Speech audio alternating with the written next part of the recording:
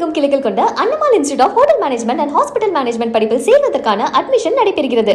சேலத்தில் பேருந்து நிறுத்தத்தில் தனியார் மற்றும் அரசு பேருந்து நடத்துனர்கள் ஒருவருக்கொருவர் தாக்கிக் கொண்டதால் பரபரப்பு ஏற்பட்டது. கூடுதல் விவரங்களோடு இணைகிறார் நமது செய்தியாளர் தமிழ்ச்செல்வன். என்ன காரணத்திற்காக இருவரும் தாக்கிக் கொண்டார்கள்? தமிழ்ச்செல்வன், முழு விவரங்கள். சேலம் புதிய பேருந்து நிலையத்திலிருந்து பழைய பேருந்து நிலையத்திற்கு அரசு மற்றும் தனியார் பேருந்துகள் அதிக அளவில் இயக்கப்பட்டு வருகிறது.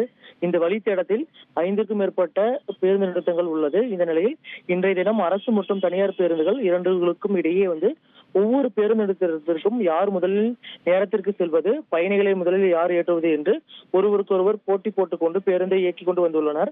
அப்பொழுது முதலாவதாக சேலம் மாவட்ட ஆட்சியர் அலுவலக பேருந்து நிறுத்தத்தில் தனியார் பேருந்து நின்று கொண்டிருந்துள்ளது. அப்பொழுது தனியார் பேருந்தை கடந்து செல்வதற்காக அரசு நகர பேருந்து செல்ல முயன்ற போது 2 பேருந்துகளும் உரசி கொண்டது.